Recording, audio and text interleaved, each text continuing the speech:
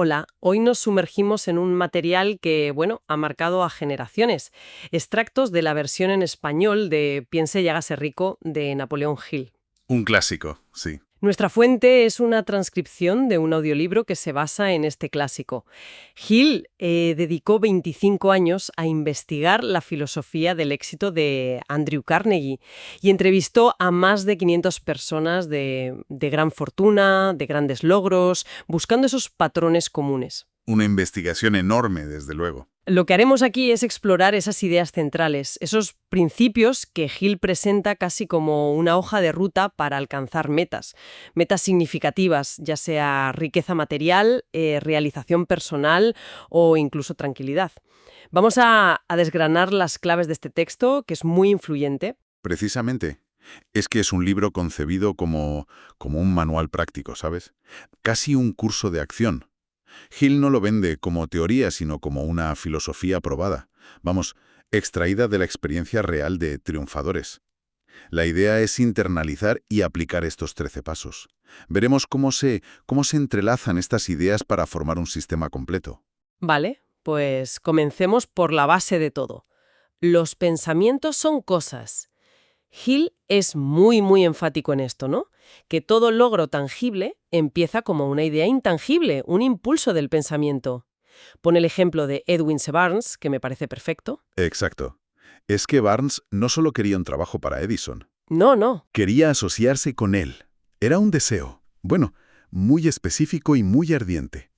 Lo fascinante es que no tenía dinero, ni conocía a Edison personalmente, pero su determinación era tan absoluta, que se plantó allí, en el laboratorio de Edison. Parecía un vagabundo, dicen, pero con la mentalidad de un socio. Qué fuerte. Y no se conformó con un puesto cualquiera, ¿eh? Esperó su oportunidad. Y la aprovechó para demostrar su valía con el dictáfono Ediphone. Es el ejemplo perfecto de cómo un deseo intenso, definido y mantenido con persistencia, pues empieza a materializar oportunidades. Y esa persistencia es que es el hilo conductor de todo el libro, me parece. La historia de R.U. Darby y los famosos 3 pies del oro es casi una parábola sobre esto, ¿verdad? Uf, sí. Una lección, bueno, brutal, sobre no rendirse demasiado pronto. Darby y su tío invirtieron en una mina.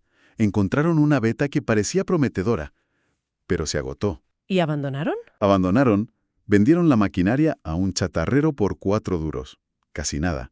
Y este chatarrero, pues, contrató a un ingeniero. Ah, mira tú. Y el ingeniero calculó que la beta principal estaba a solo 1 metro de donde Darby había dejado de cavar. 1 metro. ¡Qué locura! Imagínate, la lección clave que Darby sacó de ahí, y que Hill enfatiza mucho, no es solo sigue cavando sin más, es que la derrota temporal no es un fracaso permanente. A menudo es una señal para buscar consejo experto, cambiar la estrategia, pero no abandonar el deseo ardiente si sigue vivo. Es muy interesante cómo ese fracaso le cambió la mentalidad a Darby. Y luego está la anécdota de la niña y los 50 centavos, que contrasta muchísimo con esa rendición inicial de Darby. Sí, es un contraste muy potente. Una niña pequeña necesitaba 50 centavos para su madre. Se planta delante del tío de Darby, que era un tío bastante rudo, y no se mueve. Ahí, firme. Él le grita, la amenaza, pero ella sigue ahí, repitiendo machaconadamente: «Mi mamá necesita esos 50 centavos». Su convicción era inquebrantable. Su propósito clarísimo y su negativa a aceptar un no era tan absoluta que el hombre acabó cediendo. Increíble. Darby, que lo vio todo, pues vio en esa niña la personificación de la persistencia que nace de un deseo definido, y aplicó esa lección en su carrera posterior vendiendo seguros, que le fue muy bien. Convirtió los noes iniciales en ventas millonarias. La clave es esa determinación que no se deja disuadir. Entendido. Entonces la mezcla es deseo claro y ardiente, Eso, más fe en conseguirlo, fundamental. más persistencia inquebrantable. Hill habla mucho de la fe, pero, como decías, no como algo místico, ¿no? Sino como un estado mental que se puede cultivar. ¿Cómo se hace eso? Pues a través de la autosugestión consciente. Hill propone un método muy concreto. A ver, Escribir una declaración clara de la meta. ¿Qué quieres? ¿Cuándo lo quieres? ¿Qué vas a dar a cambio? ¿vale? Y leerla en voz alta 2 veces al día, mañana y noche, visualizándote y sintiéndote como si ya lo hubieras conseguido. Mm. La idea es impregnar la mente subconsciente con esa convicción. Programarla, digamos. Exacto. El subconsciente, según Hill, actúa sobre los pensamientos dominantes, sobre todo los que van cargados de emoción. Menciona incluso una fórmula de la confianza en uno mismo, que básicamente es una serie de afirmaciones diseñadas para construir esa creencia interna y eliminar las dudas. El objetivo es que la fe se convierta en tu estado mental predominante. Y Hill vivió esto de forma muy personal con su hijo Blair, ¿verdad? Esa historia es realmente conmovedora y demuestra hasta qué punto creía él en estos principios. Sí, sí, es una historia central en el libro. Muy potente. Su hijo nació sin capacidad auditiva aparente. Los médicos le dijeron que sería sordomudo. ¡Qué palo! Y Hill se negó a aceptarlo. Cultivó en sí mismo y en su hijo un deseo ardiente de que oyera y hablara. Utilizó la autosugestión constantemente. Le contaba cuentos antes de dormir, le repetía que su deficiencia era en realidad una ventaja, algo que lo impulsaría a buscar soluciones. Una mentira piadosa, pero con un fin. Efectivamente. Y observó cómo el niño interactuaba con un fonógrafo, mordía la caja para sentir las vibraciones. Estaba descubriendo intuitivamente la conducción ósea del sonido. Y el resultado fue asombroso. El niño no solo desarrolló la audición y el habla, bueno, ayudado más tarde por un audífono, claro, Sí, claro. sino que toda esa experiencia le dio un propósito: ayudar a otras personas con problemas auditivos. Es un testimonio increíble del poder de implantar una creencia y actuar. Actuar como si ya fuera real. Exacto. Demuestre para Hill que la mente puede influir incluso sobre limitaciones físicas que parecen insuperables. La fe, cuando se fusiona con un deseo ardiente, se convierte en una fuerza poderosísima. Como dice Hill, las únicas limitaciones son las que establecemos en nuestra propia mente. La historia de su hijo fue su prueba personal más profunda de esto. ¿Vale? Pero esa fe necesita dirección. Y aquí entra el conocimiento. Hill diferencia muy claramente entre conocimiento general y conocimiento especializado. ¿Por qué es tan importante esta distinción? Pues porque el conocimiento por sí solo no genera éxito ni riqueza. Tiene que ser organizado y dirigido a través de planes prácticos hacia un fin definido. El conocimiento es poder, potencial. Solo se convierte en poder real cuando se aplica inteligentemente. Claro. El ejemplo de Henry Ford en aquel juicio es brillante. Le acusaron de ignorante porque no sabía datos generales, fechas, cosas así. Sí, lo recuerdo. Y Ford respondió que no necesitaba llenar su cabeza con eso, que tenía botones en su escritorio para llamar a expertos que sí lo sabían. Lo importante no era tener toda la información él mismo, sino saber dónde encontrarla, cómo organizarla y cómo aplicarla. Eso, para Hill, es la verdadera educación. Y subraya mucho la importancia del aprendizaje continuo, de especializarse y de adaptarse, ¿no? Menciona fuentes como la experiencia, la colaboración, el mastermind del que hablaremos luego, Eso es. escuelas, bibliotecas. Incluso cuenta una anécdota personal sobre un curso por correspondencia de publicidad. Sí, es curiosa esa anécdota. Se apuntó, lo dejó a medias, pero la escuela le exigió pagar igualmente. Vaya. Así que, por pura disciplina y para, sacarle partido al dinero que había pagado, lo terminó. Años después, esa formación le resultó súper útil. A veces, dice, la obligación externa puede fomentar la persistencia que necesitas para adquirir conocimiento valioso. Y este conocimiento especializado, claro, necesita combinarse con ideas. Y eso nos lleva a la imaginación. La imaginación, el taller de la mente la llama, y distingue entre imaginación sintética y creativa. ¿Podrías aclararnos esa diferencia? Sí, la imaginación sintética es la que usamos más habitualmente. Combina ideas, conceptos, planes que ya existen, pero en nuevas formas. Reorganiza lo conocido, digamos. Vale. La imaginación creativa, en cambio, es la que Hill considera que conecta con la inteligencia infinita. Él se refiere a esta inteligencia infinita como una especie de, conciencia universal o fuente de conocimiento y poder creativo a la que la mente puede acceder. Sobre todo a través de la intuición, la inspiración, los presentimientos. Ajá. Es la facultad del genio, dice él. Hill cree que se fortalece con el uso y que se estimula con un deseo muy intenso. ¿Y tienes algún ejemplo de cómo una idea fruto de la imaginación se convierte en fortuna que él mencione? Pues menciona cómo Asa Candler compró la fórmula de Coca-Cola por unos pocos cientos de dólares. La fórmula era solo una idea, ¿no? Pero con imaginación y planificación se convirtió en un imperio. O el doctor Gunsaulus, que soñaba con $1.000.000 para fundar una universidad. Un sábado decidió firmemente conseguirlo en una semana. Preparó un sermón titulado ¿Qué haría si tuviera $1.000.000? ¡Qué bueno! Y al día siguiente, tras dar el sermón con una pasión tremenda, un industrial se le acercó y le ofreció el dinero. La idea, respaldada por deseo y fe, pues atrajo los recursos. Esto conecta directamente con la necesidad de planificación organizada y el concepto de mastermind. Parece crucial en su sistema. Es absolutamente central. Hill es tajante en esto. Nadie alcanza un gran éxito completamente solo. Se necesita un mastermind. ¿Y cómo lo define exactamente? Lo define como la coordinación de conocimiento y esfuerzo, en un espíritu de armonía entre dos o más personas, para lograr un propósito definido. Es la sinergia de mentes trabajando juntas. El equipo de Andrew Carnegie, con unos 50 especialistas, es su ejemplo principal. También cuenta cómo Charles Schwab convenció a JP Morgan para crear US Steel. No fue solo con una idea, fue con un plan detallado y la visión de las sinergias.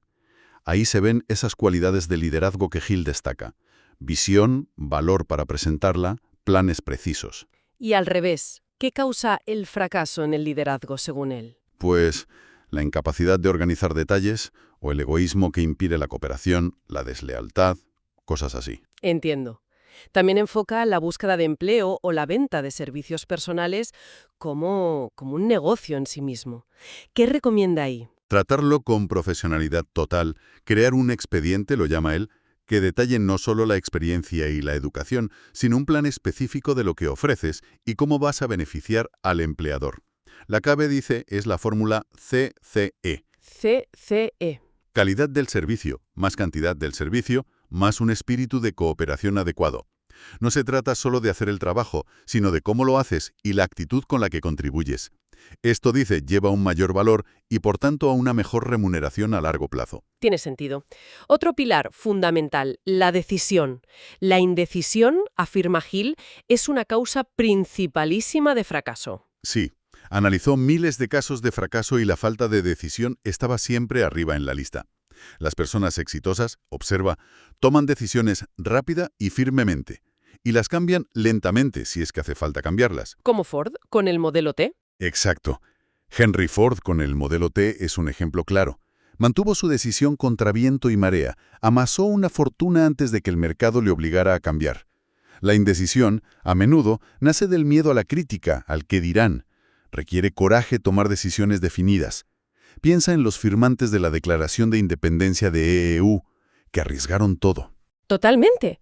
Lo cual nos lleva de nuevo a la persistencia, porque sin decisión firme, la persistencia es imposible, claro. Exacto. Están íntimamente ligadas. La persistencia es la fuerza de voluntad aplicada continuamente a una decisión, y está alimentada por la intensidad del deseo.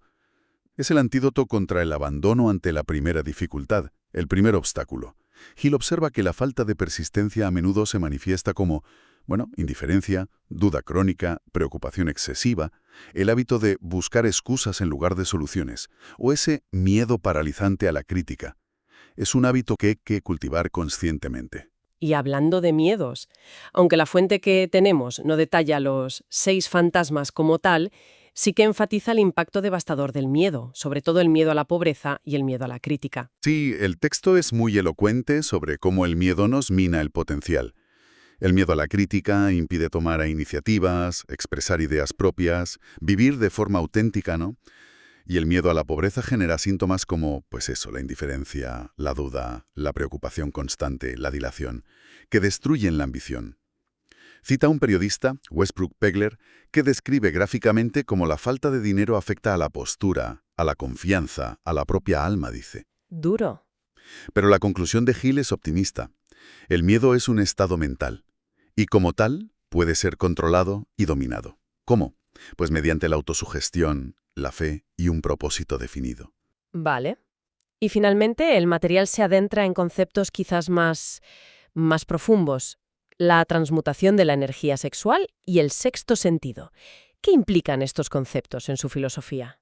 Bueno, Hill considera la energía sexual como la más potente de las emociones humanas.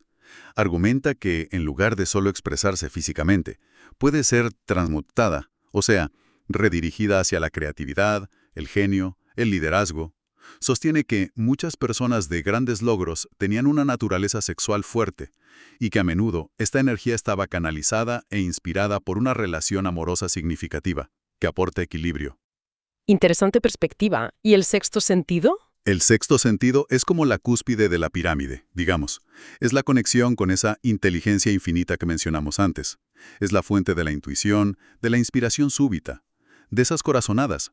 Se desarrolla, según Hill, al dominar los otros 12 principios y, muy importante, al vencer los miedos que bloquean esa percepción superior. Uf, hemos cubierto mucho terreno. La primacía de un deseo ardiente y definido, la fe cultivada conscientemente, la persistencia a prueba de derrotas temporales. El valor del conocimiento organizado y aplicado, el poder de la imaginación conectada a la acción. La necesidad de planificación y cooperación con el mastermind, la importancia de la decisión firme y, finalmente, la conquista del miedo. Mucha tela. Es, en esencia, una filosofía de autoempoderamiento basada en el control de la propia mente. La tesis central es que nuestros pensamientos dominantes, cargados de emoción y respaldados por acción persistente, pues dan forma a nuestra realidad. Y aunque se enfoca mucho en la riqueza, Hill insiste, y es importante, en que los principios son aplicables a cualquier gran meta que uno se proponga. Entonces, el mensaje clave que resuena de todas estas historias y principios es que las herramientas fundamentales están dentro de nosotras, de nosotros. La capacidad de definir qué queremos con pasión, de creer que podemos lograrlo, de planificar cómo hacerlo y, sobre todo, de no rendirnos en el camino. Exacto. Y quizá, como reflexión final para quien nos escucha, volviendo al punto de partida de Hill, la claridad absoluta del propósito. Él propone 6 pasos muy prácticos para fijar ese deseo. Definir exactamente qué se quiere, ya sea dinero o una meta concreta, qué se dará a cambio, poner una fecha límite, trazar un plan de acción, escribirlo todo claramente y leerlo a diario. Son pasos muy concretos. Muy concretos. Así que la pregunta podría ser, ¿qué deseo es lo suficientemente ardiente como para convertirse en el motor principal de alguien ahora mismo? Y, siguiendo esa estructura de Hill, ¿cuál sería el primer borrador de esa declaración de intenciones para empezar a programar la mente hoy mismo? Una pregunta que sin duda invita a la acción. Ha sido un análisis fascinante de un material denso pero muy estimulante, que sigue generando debate y aplicación décadas después. Un placer como siempre. Hasta la próxima.